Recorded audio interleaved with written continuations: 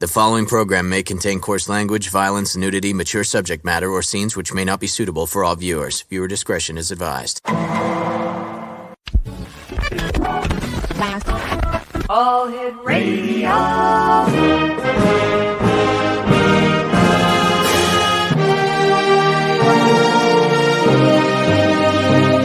Welcome to the X Zone, a place where fact is fiction and fiction is reality.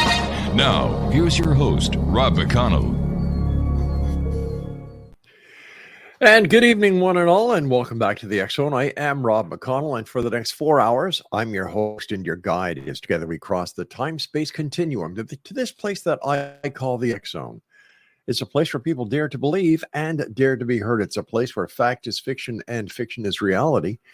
The X Zone comes to you Monday through Friday from 10 p.m. Eastern until 2 a.m. Eastern, right here on the X Zone Broadcast Network, Talkstar Radio Network, Mutual Broadcast Network, and Channel 54 on Simul TV. If you'd like to send me an email, xzone@xzoneradiotv.com. Before we get to our first guest tonight, Elliott Van Dusen, I've got a little good news to share with you. And in today's society, whenever you get good news, you just have to share it. Earlier this morning, I came to the office to do a Zoom call with one of my colleagues. And the first email I opened up it said 2022 Media Innovation Awards. And I figured, okay, let's see what that is. Anyway, to make a long story short, it reads as follows. Media is highly captivating and transformative industry that plays a significant role in global communications. It is an immense source of knowledge and conveys important influences on shaping society and corporate market trends. As the COVID-19 pandemic has continued, it has accelerated many trends within this sector and has ultimately created upcoming changes as digital has become the way forward. It gives us great pleasure to advise you that XZBN, the X Zone Broadcast Network, a division of REL-MAR McConnell Media Company, has been presented with a prestigious award of Best New Age and Holistic Media Broadcast Enterprise of 2022. Wow. That's what I call starting a week off to a great start. So I'd like to thank each and every member of the X Zone Nation who listens to us, who watches us, who reads our newspapers and other publications, for sticking with us these past 33 years. And it's because of each and every one of you that we won this award. And all I can say is thank you from the bottom of my heart. Wow.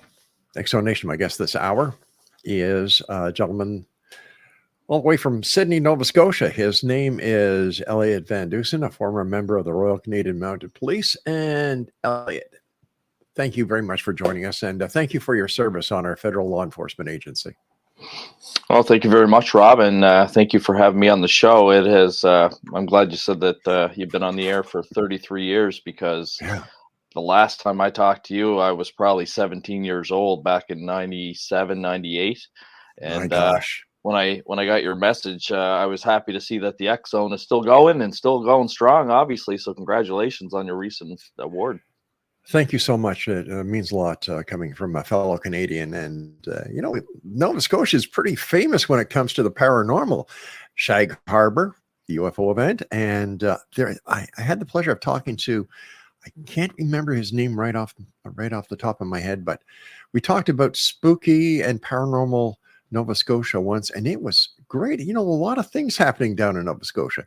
But tell our listeners who may not have been with us in 1997 how you got involved in the paranormal and how it has affected your life. For sure. I always credit Unsolved Mysteries for getting me into the paranormal. And the reason for that is I always wanted to be a police officer. And when I would watch Unsolved Mysteries, a lot of the cases would be cold cases or homicide cases. Yeah. And I had an interest in homicide. I knew that I wanted to be a homicide detective at some point. But then every once in a while they'd show like a ghost episode or a UFO episode. And I also found that extremely fascinating. And then a couple of years went by. I think X-Files came out in 1993. I never saw it until 1997, but I thought that was really cool to see two law enforcement people investigating the paranormal. So then I created my own organization called Paranormal Phenomena Research and Investigation to start to kind of investigate, strange cases and happenings. I moved to Halifax, and there was a parapsychologist teaching at the Nova Scotia Community College. So I had enrolled in a couple of courses there, and kind of started my formal training in parapsychology. And then I got invited to his organization, which was called at the time the Center for Parapsychological Studies in Canada. So there I got some field investigation experience and kind of continued my education in parapsychology. Went on to do diploma through Stratford Career Institute. Went to St. Mary's University, did a Bachelor of Arts in criminology. Then I got recruited by the RCMP, went to Regina, did my 6 months training, and then I got posted to British Columbia. I learned fairly quickly after joining the police that you don't talk about this type of thing, at least in the RCMP anyway. Like my childhood hero Fox Mulder, I received a lot of criticism, so I could relate to the character very, very much so. And then I kind of stepped aside from things publicly then and just kind of did it privately and from the corner of my desk, and continued taking courses and educating myself in parapsychology. And then about a couple years ago, I decided I knew I was going to medically retire soon, and decided to come back out and started doing podcasts and educational awareness, things like that, and got right back into it. Now I'm fully retired, and this is pretty much all I do is paranormal investigations and research. One ex-cop to another ex-cop. Do you miss it? I miss aspects of it for sure. Yeah. Yeah. Luckily, I was able to get on homicide fairly early in my career, because I joined in 2005 and I got to homicide in 2010. So, I had 5 years service by the time I went to homicide, and I ended up spending 9 years doing major crime investigations and loved it. I just loved those big cases. And, certainly when I read about things in the newspaper, I often think about the investigative process, and, right. I do miss that part for sure. Now, were you posted in British Columbia all that time?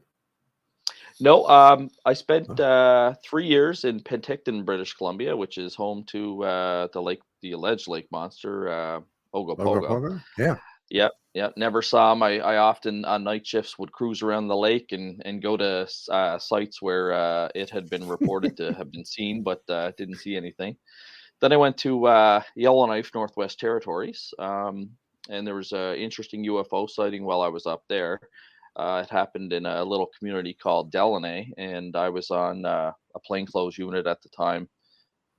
I don't think it was major crimes yet. I think it was general investigation section, but I had heard the story about this UFO sighting over the dump, and it had multiple witnesses and things like that. So next thing I know, the next day they flew the members into Yellowknife to be interviewed by upper management.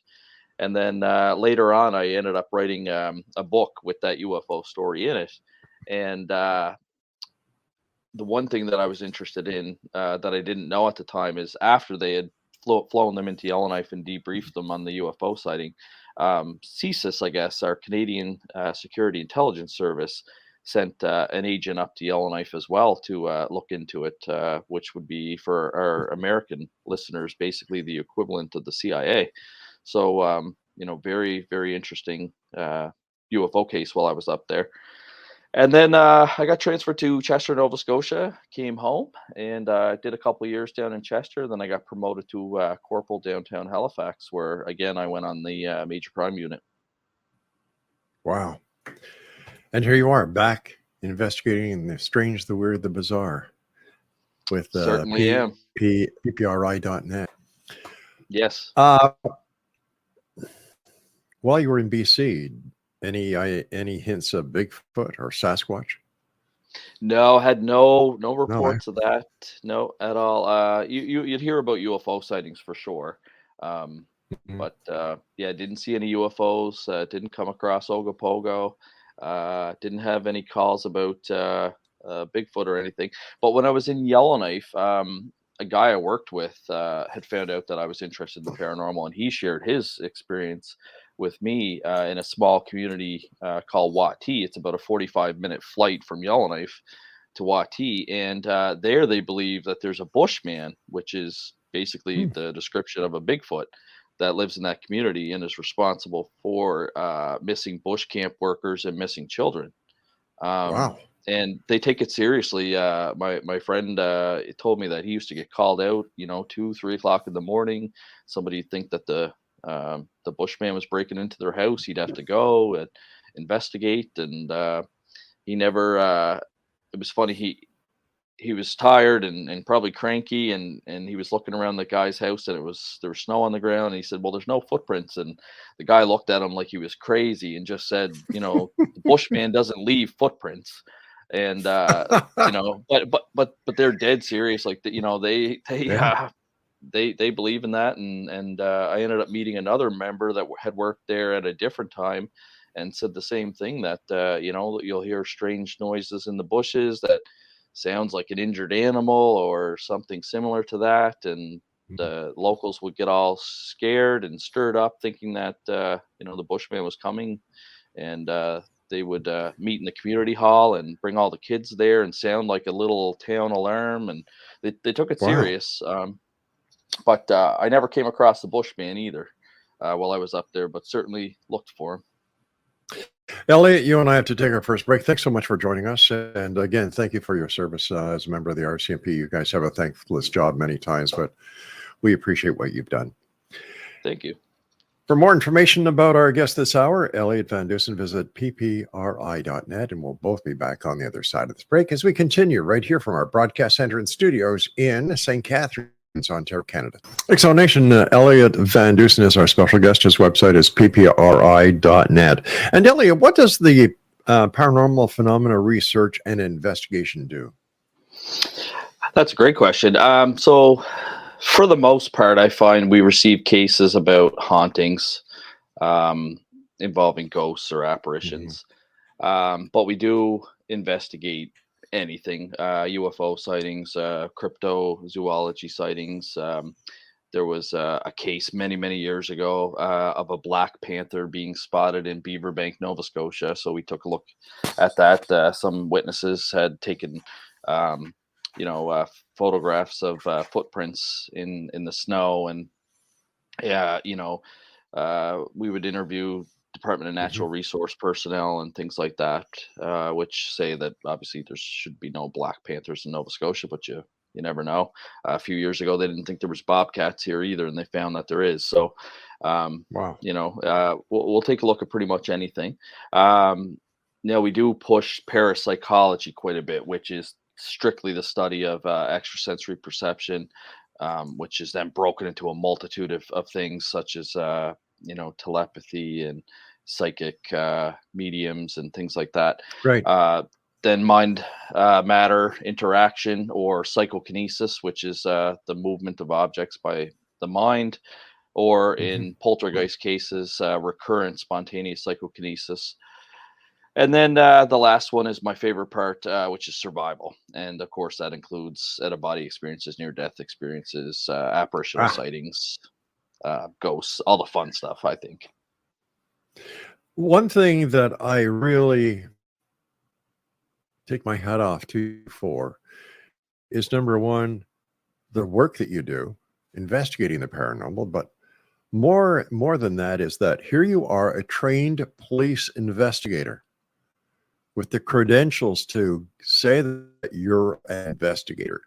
And I would only imagine that you apply the investigative techniques that you were taught how to use as a major crime investigator when coming to the paranormal. And in my opinion, this differs vastly from the majority of so-called paranormal investigators out there. Do you find that your police experience works in your advantage?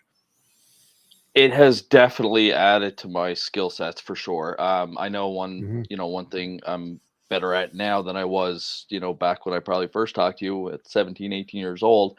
is interview skills, because we get so much interview training. You get child interviewing, so Right. the ability to extract information from children. You got to be very careful not to be Hmm. prejudiced or influence them, and that comes in handy in reincarnation cases, for example. Also, just the investigator process. You learn to look at people's behavior, physical behavior, speech patterns, things like that, stuff that you might not pay attention to if you don't have that training, and even just the evidence. So I kind of like with PPRI. I have one of my researchers are developing kind of protocols, but one of the things that I want to implement is how we look after the evidence that we collect after an investigation. So in the Right. police world, there's the chain of custody, as you know, or Yeah. um, you have to follow that, because if you lose evidence or misplace evidence or leave evidence unattended for a while, things could happen Hmm. to it, which can then taint the whole case. So I started to implement things like that into paranormal investigation. So once the investigators submit their audio recorder, basically to like an exhibit custodian or one investigator at the end of the night, that investigator is then responsible for downloading all the data and then returning the devices to the investigator, so that you just have one person kind of dealing with all the physical evidence, the same as you would with the police in a crime scene. Just things like that to kind of tighten up, protocols, and Sure. and try and bring the most integrity, I guess, to an investigation.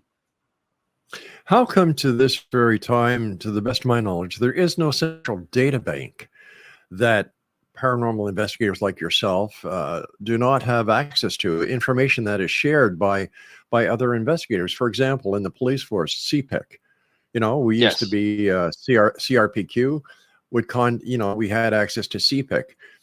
If I wanted to run a license plate from Nova Scotia, you ran it. And the information exchange is what helps solve so many of the police cases, because that open and the open access to the information is there. And I've often wondered why that information system has not been created yet for the paranormal. Yeah, that's a great that's a great statement to make, really, and it's something that we've very limited kind of just started, is a Yeah. database map, which is on our Right. website, and it's still in its kind of beta stage there, and being Hmm. some kinks being tested out.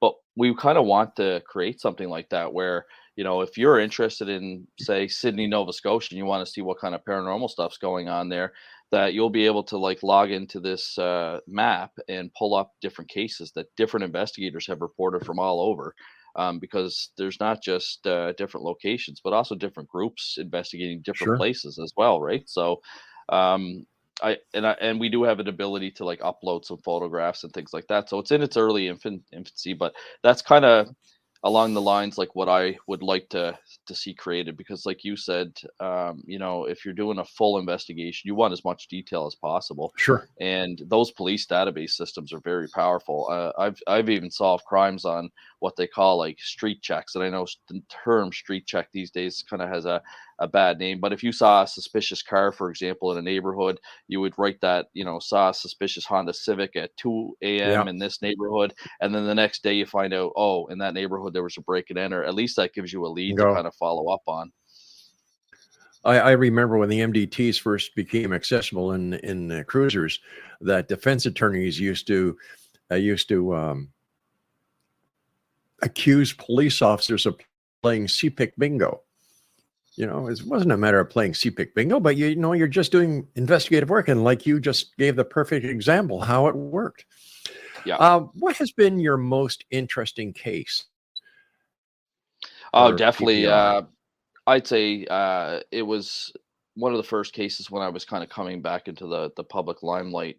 So I was still an RCMP officer, and I had come across Hmm. a girl I had met on Instagram, and we started talking, and ended up flying down there to meet her. And she was interested in the paranormal as well. She showed me all around Rhode Island. Got to see the real Conjuring house. Got to see Oh, the really? Snedeker house in Connecticut. Got to see the Devil's Footprints in North Kingston. So it was really, really cool. And she had told me that she had always been surrounded by ghosts her whole life, and that her current house was experiencing some phenomena. And we continued to talk, and eventually I went down for another visit, but this time she invited me to stay at her house, and she again gave me the fair warning that usually whenever she has anyone stay over the house, they usually experience stuff. And sure enough, that trip, right off the bat, I started experiencing doors opening and closing on their own, locks locking and unlocking. Actually saw a doorknob turn about 3/4 the way to opening, and then it just stopped. And I opened the door right away, and there was nobody behind it. Um, and each time I would come back to Canada and then go back for another visit, more and more stuff would happen. There was house flies materializing out of nowhere. We had to buy those fly strips, and within seconds they'd be covered in flies. There was electronics being manipulated, children's toys, fire alarms. My God. Eventually,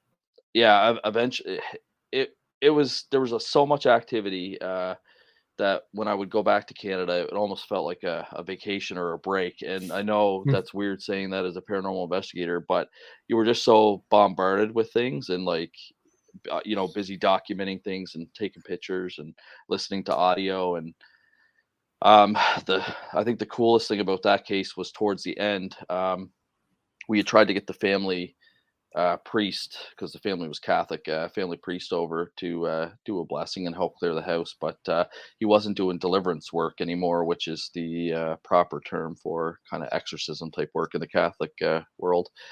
But we called a medium that we trusted and was reliable. She had come in, and I had just purchased a FLIR, forward infrared looking camera, and we had physically felt a cold spot and could see goosebumps and hair stand up on my arm and the homeowner's arm, but the equipment didn't register anything, which is not uncommon in paranormal investigations, is that people perceive that feeling, but the equipment doesn't detect it. So then in the book, you'll see a couple of pictures. You'll see one picture of like a pie plate on a bed, and it's hot because the sage, the herbs are burning. And then you'll see the medium across the bed. And then as she's calling the entity towards her, all of a sudden on the FLIR, I could see these dark, distorted footprints appear across the bed cover, walk around the pie plate, and go over towards the medium. And she didn't know this was happening at the time, but all of a sudden she says, I feel like the entity's over by me. And I'm looking at the FLIR, and I'm like, yeah, no kidding. Like all of a sudden, there's these dark, distorted footprints kind of walking across the bed cover, going right towards her. And she said a few more like non-denominational prayers. And then she said that she feels that the entity, whatever it was, departed. And we didn't feel any different, and the roof didn't blow off, and papers didn't fly around the room. And she said normally, in cases like that, there's nothing dramatic, but all she could say was that she felt like the entity departed, and the people haven't had any issues at the house since November of 2018. My goodness. Now that is in your book that you wrote called Evil in Exeter. Am I correct? Yeah. So that was the first book that I had written. Yeah. It was just such a case that when I talked to other people colleagues of mine and stuff like that, they said, oh, you have to try and write a book on it. So I did. And a lot of people, I got a lot of good feedback, and a lot of people found the story fascinating. Can you share with us a story that you collected from one of your law enforcement buddy officers that you found most fascinating? Oh, the most fascinating one that I love is it was a murder in a small town called Stellarton. And what had happened is the police officer that was working that night didn't know about the murder. So he was working, and they got a call one night from a janitor that was working at the Canada Post office cleaning, and it was closed, and he could hear a loud disturbance occurring upstairs. He said it sounded like somebody was being thrown through the wall. He could hear furniture breaking. He could hear lots of thumping and a woman screaming.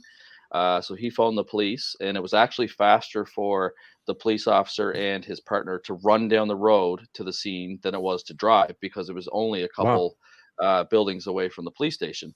So they get there, and it's quiet at that point. So the janitor leads them upstairs to where there used to be apartments to rent. and points to the apartment that all the noise was coming from. And they open the door, and the police go in, and they're searching, and there's nothing in there. There's no furniture, there's no person, there's no broken items.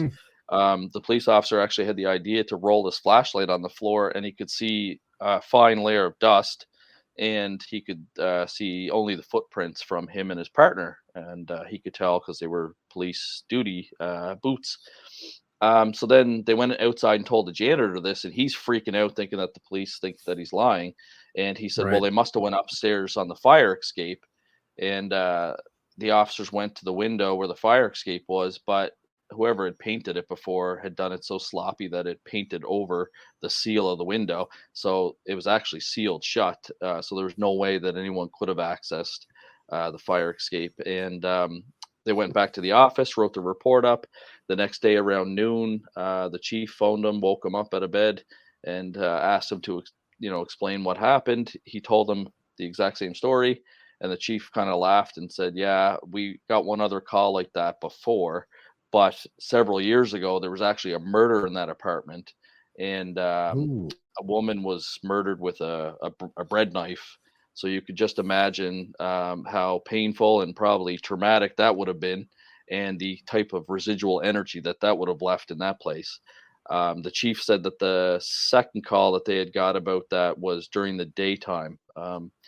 So that's the other interesting thing about that case is it would be hard to investigate because one call came in at the nighttime, the other call came in during the daytime, and with residual type hauntings, they're described as like a video recording that just replays over and over again. Those ones are really hard to investigate unless you have like a specific time frame. And then of course, in this case, it could happen at any time. So, but I found that was probably one of the most fascinating ones that I had collected. Elliott, you and I have to take our break now. Please stand by. And Exonation, if you'd like to find out more about Elliott and the ppri.net, just go to their website, filled with great information. We'll be back on the other side of the short break as the X Zone continues with your early Rob McConnell from our broadcast center in St. Catharines, Ontario, Canada. Don't go away. And we're back. Me and St. Catharines, our guest in Sydney, Nova Scotia. You might call this the Canadian hour here on the X Zone. Elliott Van Dusen is a special guest. ppri.net is his website. I understand there's something important happening in 2023 in Halifax. Yes, we are in the paranormal. Yeah, we are in the process of planning the 2023 Halifax Paranormal Symposium. We do have some guest speakers already confirmed. One of them is Chris Stiles, big ufologist here in Nova Scotia. Yeah. He has done a lot of work on the Shag Harbor UFO crash, and I believe the last time I talked to him, he had some information kind of about the secondary UFO story that comes from Shag Harbor in Shelburne. There's always that story that they tracked the UFO underwater and it went off the coast of Shelburne. There's talk of another ship coming down to help repair it, and then the two of them take off out of the ocean. So he said that his lecture next year will be focused probably on that case. So look forward to that. And just trying to lock down a couple other guest speakers. Got a few people in mind, but where it's our first one, I don't want to bite off more than I can chew. So we're doing a one-day event. It'll be a full day, 5 guest speakers. And we'll see kind of how the reception goes to it. It's a lot of work for sure, but I think it'll be very beneficial, and it goes towards one of our mandates with paranormal phenomena research and investigation, and that's public education on the paranormal. Excellent. What is your take on the Shag Harbor incident? I love it. I think it's almost proud of it, I guess, because they always call it the Canadian Roswell. And it happened in, my home province, and I've been down there, and it's just such a fascinating story. It's, fully investigated by the Royal Canadian Mounted Police, the Canadian Coast Guard. So there's government documents, about this crashed object that they still to this day don't know what it was. Lots of different witnesses, multiple witnesses. It's just a great case. I think it's it's a strong UFO case. I mean, there's no doubt about it. Something crashed in that water, and it's still unknown to this day. Chris has done a fantastic job over the years on his research and keeping people abreast of any new developments. In your opinion, where is the most haunted place in the province of Nova Scotia?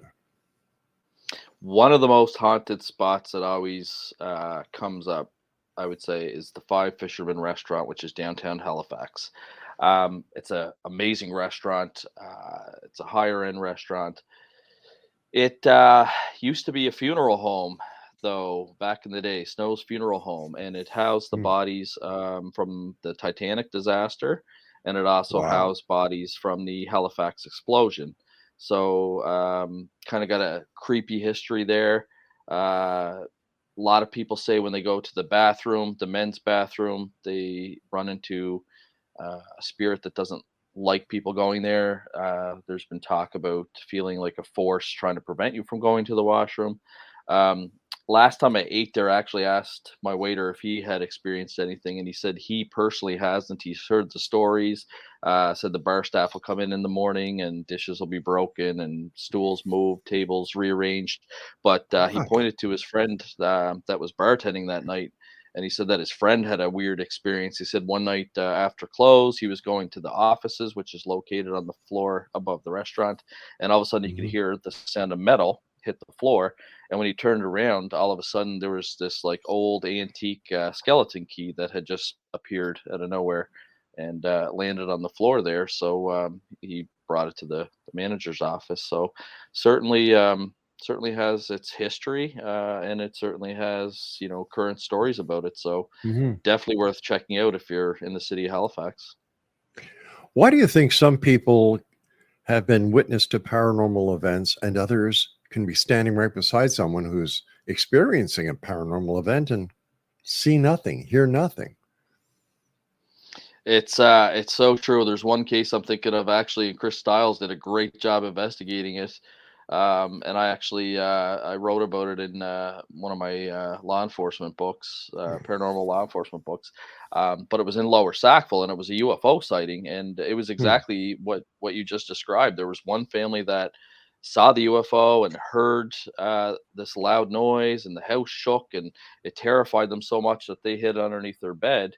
But then the people next door, including the RCMP officer that had attended to investigate, said that they just saw a UFO, but there was absolutely no sound at all, nothing shaking, anything like that. But totally two different experiences, and the people were just side by side to each other.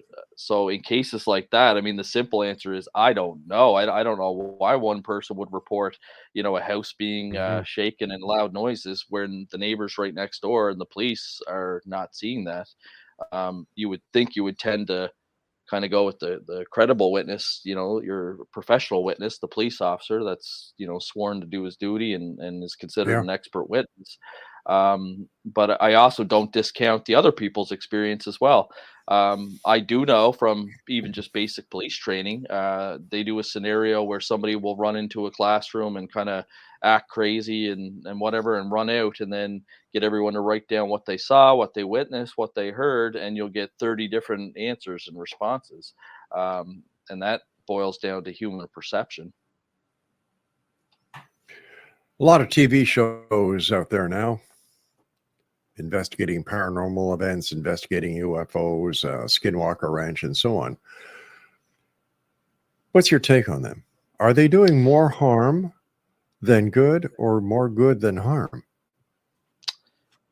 It's really interesting, that topic, because I've been involved. I've been on TV, and I did some work with Discovery Channel and History Channel. But with those shows, I mean, I always go about the route that it's strictly entertainment. Recently, a colleague of mine, Daryl Walsh, and I had pitched this great TV show with our producer friend, Donna Davies. It was going to be scientifically based, and one network actually told us that it was too scientific.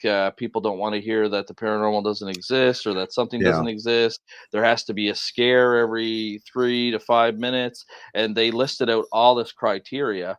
And by the end of it, when I read the criteria, I said, well, this is not a paranormal show. Then this is basically, you're looking for a fiction, like a drama fiction Right. show. And I sit on a research panel with the Rhine Research Center. We attend meetings once a week and meet with all the experts in the field, like Lloyd Auerbach and, Jim Horan and all these great, brilliant minds.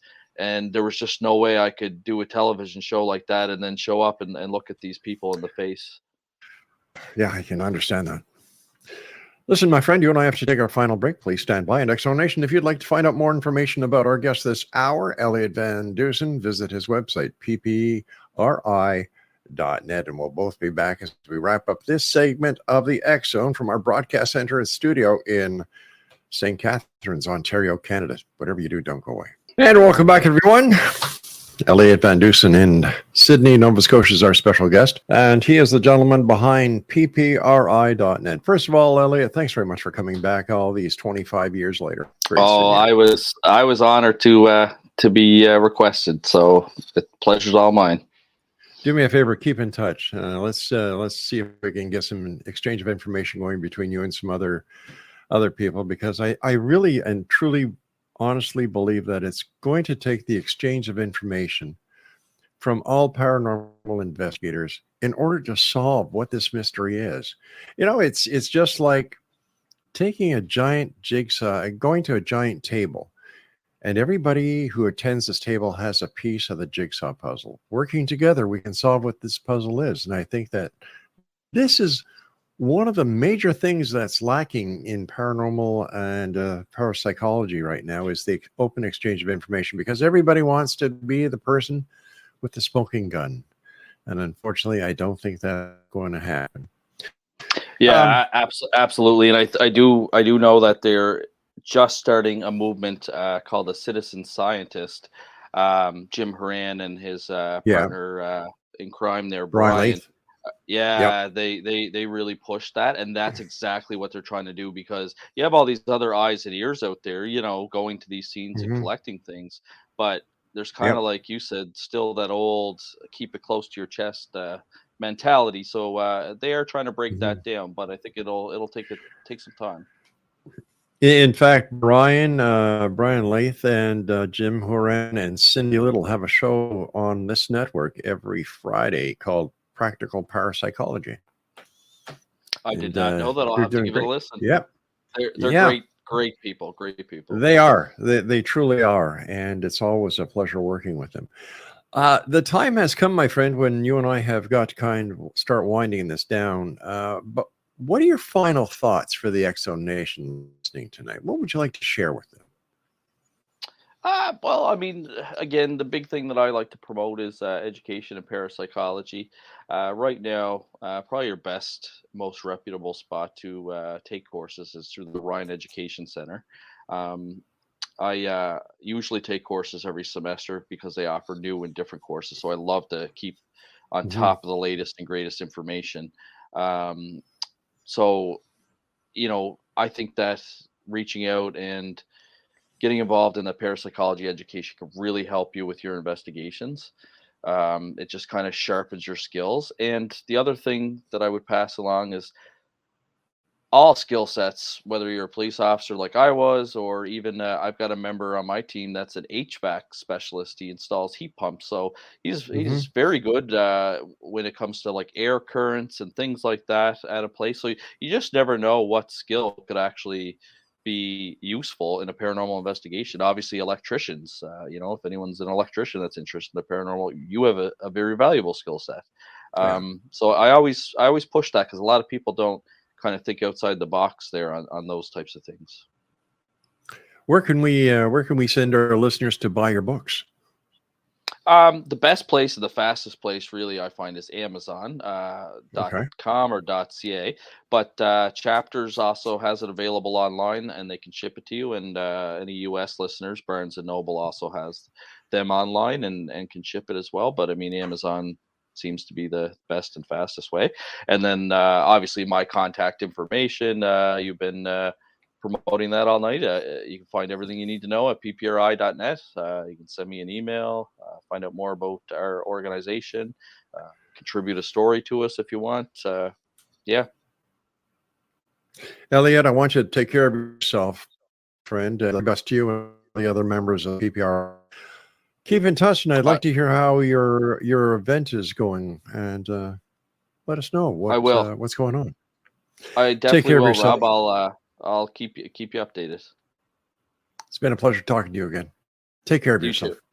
You too. Take care. Exonation, if you'd like to find out more about our guest this hour, Elliott Van Dusen, visit his website at www.ppri.net. That's it for this hour. I will be back at the top of the hour as we continue here in the X Zone with yours truly, Rob McConnell, from our broadcast center and studio in where? Well, very simple. St. Catharines, Ontario, Canada. And once again, I would like to thank everybody who made it possible for the X Zone broadcast to be nominated to have been the best new age and holistic health media podcast enterprise of 2022. Again, our thanks. We'll be back at the top of the hour. Don't go away.